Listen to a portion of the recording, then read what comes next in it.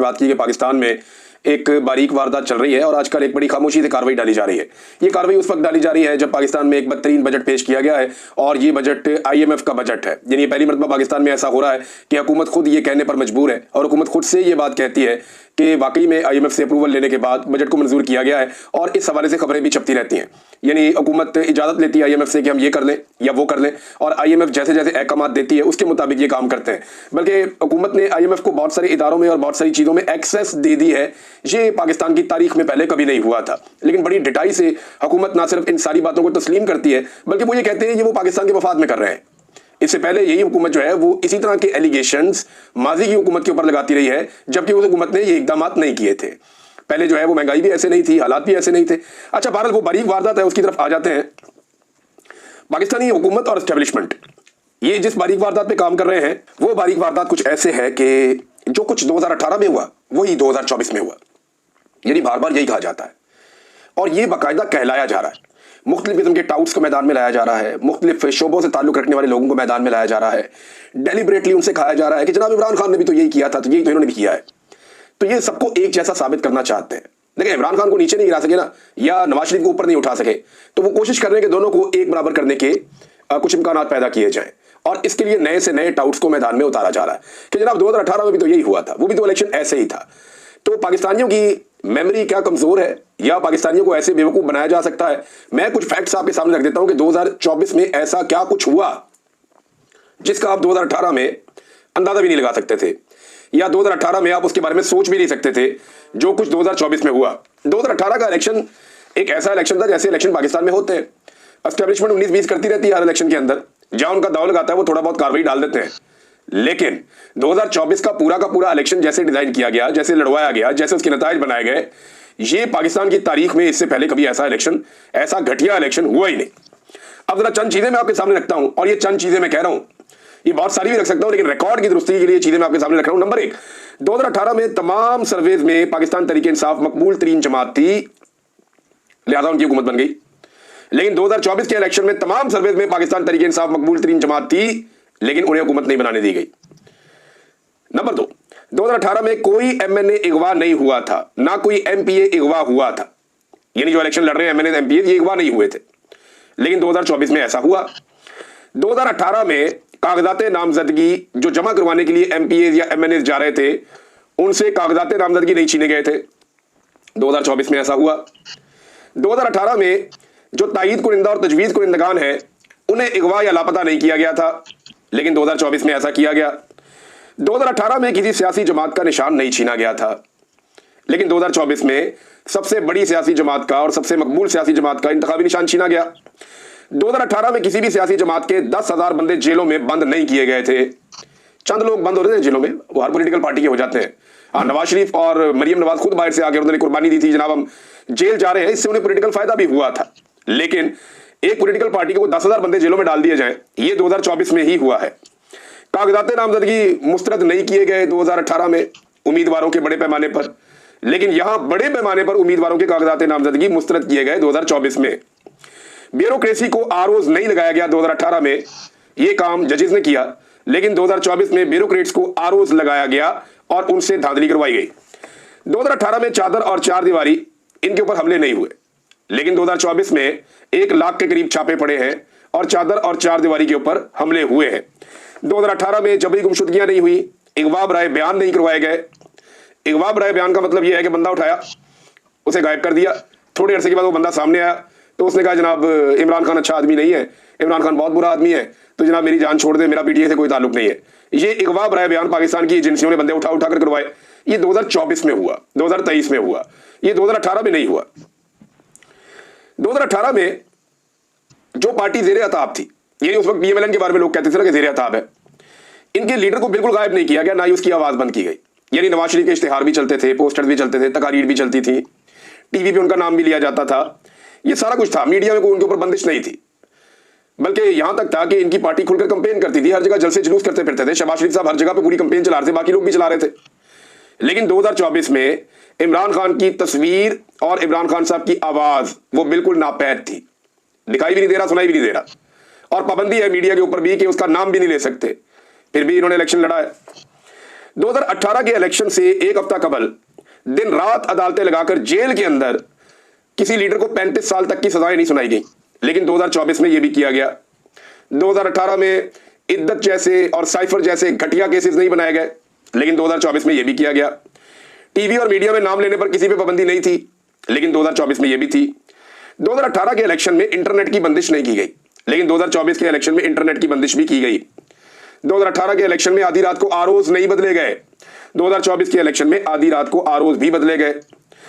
2018 के इलेक्शन में रिजल्ट रोककर सबको इकट्ठा करके 17 सीटों वालों को जाली फॉर्म 47 ऑफर नहीं किए गए, लेकिन 2024 के इलेक्शन में जाली फॉर्म 47 ऑफर किए गए उस वक्त जब पाकिस्तान तहरीक इंसाफ 180 नशिस्तों पर वाज़ेह बर्तरी के साथ जीत रही थी।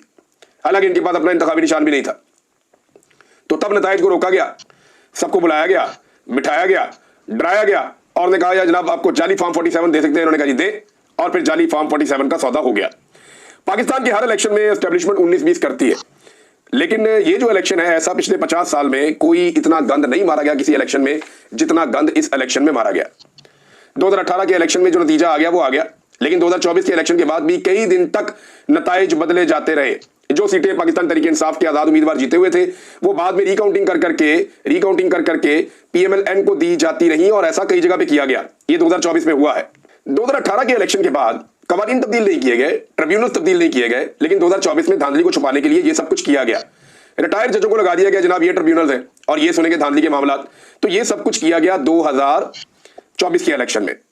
हत्ता के आइन भी तब्दील कर दिया गया 2024 के इलेक्शन को बचाने के लिए। अदलिया का स्ट्रक्चर भी तबाह कर दिया गया। और एक बड़ी इंपॉर्टेंट चीज कि लेवल प्लेइंग फील्ड थी 2018 में, यानी नवाज शरीफ और मरियम नवाज जेल में थे, इसका फायदा तो पीएमएलएन को हो रहा था, और अगर वो जेल में ना भी होते तो भी पीएमएलएन को बहुत बड़ा फायदा नहीं होना था, वो एक बराबर था, क्योंकि कंपेन तो ऑलमोस्ट इन्होंने अपनी पूरी की थी। लेकिन दूसरी जानिब लेवल प्लेइंग फील्ड मौजूद नहीं थी 2024 में। 2024 में पाकिस्तान तहरीक इंसाफ का झंडा नहीं उठाया जा सकता था, नारा बुलंद नहीं किया जा सकता था, तहरीक इंसाफ का दफ्तर नहीं खोला जा सकता था, तहरीक इंसाफ का कैंप नहीं लगाया जा सकता था, तहरीक इंसाफ इमरान खान का पोस्टर नहीं लगाया जा सकता था। इतनी बर्बरियत के बावजूद 2024 के इलेक्शन में अवाम ने पाकिस्तान तहरीक इंसाफ को कामयाब बनाया था। अब बहुत सारे टाउट्स ये कोशिश कर रहे हैं कि किसी तरह से ये साबित करें कि 2018 और 2024 एक जैसा था। ये जमीन और आसमान का फर्क है, ये एक जैसा नहीं हो सकता। मैं मानता हूं पाकिस्तान की एस्टेब्लिशमेंट ने हमेशा घटिया काम किया है। मैं मानता हूं पाकिस्तान की एस्टेब्लिशमेंट ने हमेशा आवाम का मैंडेट चोरी करने की कोशिश की है। मैं मानता हूं पाकिस्तान की एस्टेब्लिशमेंट ने हर इलेक्शन के अंदर अपना घटिया और गंदा किरदार अदा किया है, लेकिन 2024 में जो उन्होंने किया उसका मुकाबला उनके माजी के रिकॉर्ड के साथ आप नहीं लगा सकते। हाँ, सिर्फ एक इलेक्शन है जिसमें बांग्लादेश टूटकर उसके बाद दो टुकड़े हो गया था, जब याह्या खान ने इलेक्शन नहीं माना, जब नताइज को तस्लीम नहीं किया जुल्फिकार भुट्टो ने, तो उस वक्त पाकिस्तान दो लख्त हो गया था, दो टुकड़े हो गया था पाकिस्तान। लेकिन ये 50 साल पुरानी, उससे भी पहले की 55 साल पुरानी बात है। हकीकत यह है कि एस्टेब्लिशमेंट बहुत बुरी है, लेकिन इतना डरावना किरदार एस्टेब्लिशमेंट ने पहले कभी अदा नहीं किया जो 2024 में किया। तो इन दो चीजों को मिलाने वाले लोग बारीक वारदात डाल रहे हैं, मैंने आपके सामने रख दिया। एक और दो चीजें मिलाई जाती हैं। एक कहा जाता है कि जी नवाज शरीफ ने भी तो जेल काटी है, जरदारी ने भी तो जेल काटी है, तो इमरान खान भी तो जेल काट रहा है। तो इमरान खान की जेल में जनाब उनकी मुलाकात भी हो जाती है। इमरान खान को जेल में ये भी मिला हुआ है, वो भी मिला हुआ है। ओ भाई, कख नहीं मिला हुआ। जेल के अंदर इमरान खान साहब को जो सहूलतें हैं ना, वो उन सहूलतों का 10% भी नहीं है जो जरदारी और नवाज शरीफ को मिली हुई थी। इमरान खान जिस सेल के अंदर बंद है ना, नवाज शरीफ और जरदारी ने शायद अपनी जिंदगी में एक दिन भी ऐसे सेल के अंदर नहीं गुजारा हुआ। छोटे से सेल के अंदर 6x8 के सेल में इमरान खान साहब बंद है, उसके अंदर ही उनकी पूरी जिंदगी है। लग्जरी उनकी ये है कि उन्हें सिर्फ किताब मिल जाती है पढ़ने के लिए, जबकि जरदारी और नवाज शरीफ का किताब के साथ दूर दूर का कोई ताल्लुक ही नहीं है। उन्हें तो और बहुत कुछ चाहिए होता है जो सारा कुछ उन्हें मिल जाता था। यानी नवाज शरीफ साहब के लिए एसी तक लगा हुआ था जेल में, और जेल से मुल्का जो स्वीट्स होते हैं जिनके अंदर एक क्लास होती है जो मिलती है लीडर्स को, वो इन दोनों को मिलती थी। और इन दोनों का रिकॉर्ड है कि चंद महीनों से ज्यादा ये कभी भी जेल नहीं काट सके, ये हमेशा बीमार हो जाते थे और मेडिकल ग्राउंड्स के ऊपर ये अस्पतालों में और बेहतर जगहों पे शिफ्ट हो जाते थे। ये इन खानदानों का और इनकी जमातों का रिकॉर्ड है। इमरान खान पाकिस्तान का वो वाहिद लीडर बनता चला जा रहा है जो जेल के अंदर ही पड़ा हुआ है और एक दिन भी अस्पताल दाखिल नहीं हुआ, एक दिन भी बीमारी का बहाना नहीं बनाया। तो ये भी फर्क जमीन और आसमान का है। इन दोनों चीजों को इकट्ठा करके कुछ लोग कार्रवाई डालते हैं, कुछ लोग गेम डालने की कोशिश करते हैं और साबित करना चाहते हैं कि इमरान खान और ये बाकी लोग एक जैसे हैं। एक और चीज के ऊपर कार्रवाई हो रही है। पाकिस्तान का वो मीडिया जो इमरान खान का नाम नहीं चला सकता, वो मीडिया जो नेतन्याहू और मोदी की तस्वीर तो दिखा सकता है, इमरान खान की तस्वीर नहीं दिखा सकता। पाकिस्तान का वो मीडिया जो पाकिस्तान के दुश्मनों को तो सुनवा सकता, उनके बयान सामने ला सकता इसराइल के बारे में, तो फिर आप समझें कि ये मुनाफकत हो रही है। चले फर्ज करें इमरान खान ने अभी ट्वीट नहीं किया, या हो सकता है 1-2 दिन में उनकी फिर मुलाकात है, वो फिर दोबारा कोई ट्वीट कर दें, उनका स्टेटमेंट कोई ईरान के बारे में भी बाहर आ जाए, हो सकता है आ जाए, हो सकता है ना आए। लेकिन मामला यह है कि जो माजी के इमरान खान साहब के जितने बयानात हैं जो उन्होंने इसराइल के खिलाफ दिए हैं, या वो बयानात इमरान खान साहब के जो उन्होंने फलस्तीनियों के हक में दिए हैं, वो तमाम बयानात क्या पाकिस्तान का मीडिया आज दिखा रहा है? या पाकिस्तान का मीडिया उस वक्त दिखा पाया जब जेल से बैठकर इमरान खान साहब ने वो बयानात दिए? आज सारे मीडिया को बहुत जल्दी है कि इमरान खान का बयान क्यों नहीं आ रहा। मीडिया से मैं एक सवाल करता हूं कि इमरान खान ने पिछले जो 10 बयानात दिए हैं उनमें से कितने हैं जो आपने अपने चैनल्स के ऊपर चलाए और सुनवाए?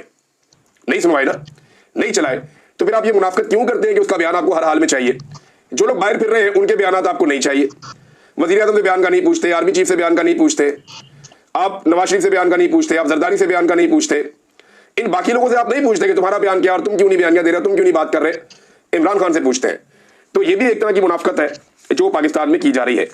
और अब नाज़रीन, जो फील्ड मार्शल साहब की मुलाकात हुई है डोनाल्ड ट्रंप से, इसमें पाकिस्तान तहरीक इंसाफ में एक मायूसी पैदा हुई है, स्पेशली ओवरसीज पाकिस्तानियों ने। उन्होंने बड़ी मेहनत की थी और उन्हें लगता था कि डोनाल्ड ट्रंप जब भी पाकिस्तान के हवाले से या पाकिस्तान के साथ कोई बात करेगा तो वो इमरान खान साहब के हवाले से जरूर बात करेगा कि उनके साथ नाइंसाफी हो रही है। लेकिन वो बातचीत शायद नहीं हुई, या वो रिपोर्ट नहीं हुई अभी तक। हो सकता है आने वाले दिनों में रिपोर्ट हो जाए। तो मामला वही है जो इमरान खान साहब ने कहा था। इमरान खान साहब ने कहा था कि मुझे इंसाफ सड़कों पे मिलेगा, क्योंकि अदलिया की जो हालत होगी है वो आपके सामने है। बैन अवी प्रेशर जहां से लगता था कि आएगा कि जनाब पाकिस्तान में इंसाफ किया जाए, वो सूरत हाल भी आपके सामने है। तो ऐसी सूरत हाल में इमरान खान साहब को सड़कों पर ही इंसाफ मिलेगा। क्या पाकिस्तान तरीके इंसाफ सड़कों पर निकल के इमरान खान साहब को इंसाफ दिलवा पाएगी? ये एक ऐसा सवाल है जो अब मेरे ख्याल में उठाने का उतना फायदा नहीं है, क्योंकि पाकिस्तान तरीके इंसाफ की लीडरशिप ने बार बार मौका जाया किया। स्पेशली अली अमीन गंडापुर साहब ने 2 मरतबा एक ऐसे मौके को जाया किया जिसमें इमरान खान साहब ने जेल से बैठकर बड़ी तहरीक चलाई और बड़ी कोशिश की थी। लोग बहुत बड़ी तादाद में निकले थे, बहुत बड़ी तादाद में आए थे, लेकिन वो मौका जाया हुआ।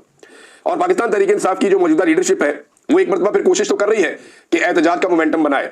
और जितने लोगों को एस्टेब्लिशमेंट ने ट्रक की बत्ती के पीछे लगाया हुआ था कि इमरान खान साहब बाहर आ जाएंगे, इतने अरसे में बाहर आ जाएंगे, चीजें बेहतर होने जा रही हैं, वो सारे लोग अब एस्टेब्लिशमेंट से भी बहुत मायूस हैं, क्योंकि एस्टेब्लिशमेंट ने उन्हें फिर से धोखा दिया है। जैसे ही एस्टेब्लिशमेंट को थोड़ा सा रूम मिला, उनके थोड़े से ताल्लुकात जो है वो अमेरिकी इंतजामिया के साथ थोड़ी बातचीत बनी, मुलाकात का माहौल बन गया।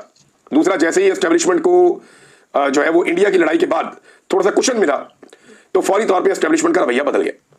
अब उन्हें इस बात से कोई सरोकार नहीं है, या फिलहाल जब तक कि वो मुश्किल में नहीं आते, या फिलहाल जब तक कि वो फंस नहीं जाते, तब तक वो ये धोखा जारी रखेंगे। ये बज़ाहिर दिखाई दे रहा है। अब इसमें पाकिस्तान तहरीक इंसाफ के वो लोग जिन्होंने उम्मीद बांधी हुई थी कि एस्टेब्लिशमेंट को हम राजी कर लेंगे, उन्हें एक बड़ा झटका लगा है जो मफामती ग्रुप था पाकिस्तान तहरीक इंसाफ में। तो तहरीक इंसाफ के पास अब मुज़ामत के अलावा कोई और रास्ता बाकी नहीं है। और मौजूदा हुक्मरानों में तो जमहूरियत इतनी है बेचारों में कि बिलावल ने ट्वीट करके, आपको हैरत होगी वैसे, हालात इनके ये हैं कि आर्मी चीफ ने अमेरिका में जो तकरीर की, उस तकरीर में हुक्मरानों को कुत्ते से तशबीह दी। जैसे उन्होंने कहा कि अगर कोई डॉग भी आपके ऊपर, वहां पे एक साफी है वो रिपोर्ट कर रहे थे, अगर कोई डॉग भी आपके ऊपर हुक्मरान है और वो अच्छे काम करता है तो आपको उसको सपोर्ट करना चाहिए। तो कुत्ते के साथ एक हुक्मरान को तशबीह देना आर्मी चीफ की जानिब से, इसके बावजूद मौजूदा हुकूमत का बिल्कुल खामोश रहना, ये बड़ा इंटरेस्टिंग है। आर्मी चीफ कुछ और भी अगर कह देते हैं हुकूमत को या किसी भी हुकूमत को, तो इन्होंने बिल्कुल नहीं बोलना था। सियासतदानों की जितनी मर्जी तौहीन हो, हुक्मरानों की जितनी मर्जी तौहीन हो, जूते पॉलिश जारी रहने चाहिए, क्योंकि इनको समझ आ गई है कि जब तक ये जूते पॉलिश करेंगे इक्तदार की हड्डी इन्हें मिलती रहेगी। और जो हड्डी डालता है और जिसको हड्डी डालता है फिर उसको वो वही समझता है जो आर्मी चीफ साहब ने कह दिया। अब मामला ये है कि इसके बावजूद किसी की गैरत नहीं जागी। और क्या किस्मत है बेचारे शहबाज शरीफ साहब की, कहीं से एक खिताब आ जाता है, कहीं से दूसरा खिताब आ जाता है, और इन्हीं खिताबात के बीच में वो चुप करके सर फेंक के जनाब इक्तदार के मजे ले रहे हैं, और किसी लम्हे भी उन्हें गुस्सा नहीं आता, किसी लम्हे भी उनकी गैरत नहीं जागती। अब एक तो होगी ये चीज। दूसरा, बिलावल जरदारी और पीपल्स पार्टी, यानी बिलावल जरदारी जो है वो फील्ड मार्शल का जो मुलाकात वाला मामला है डोनाल्ड ट्रंप के साथ, उसकी खुशखबरी कौम को अपने ट्विटर पे सुना रहे हैं। ये वो सियासी पार्टी है जिसकी लीडर ये कहा करती थी कि फौज का सियासत में मुदाखलत नहीं होनी चाहिए, फौज का अपने काम के अलावा कोई काम नहीं है, ये खारजा पॉलिसी के मामला, दाखिला पॉलिसी के मामला और इंतजामी मामला के अंदर फौज को मुदाखलत नहीं करनी चाहिए। आज उसी खातून बेनज़ीर का बेटा बिलावल जरदारी वो मुबारकबादें देता है, वो खुशखबरियां कौम को सुनाता है कि फील्ड मार्शल की अमेरिकी सदर के साथ मुलाकात हो रही है। आप अंदाजा कर लीजिए, ये ज़हनी तौर पे तस्लीम कर चुके हैं कि इन्होंने मिलिट्री एस्टेब्लिशमेंट की गोद में बैठकर इक्तदार के मजे लेने।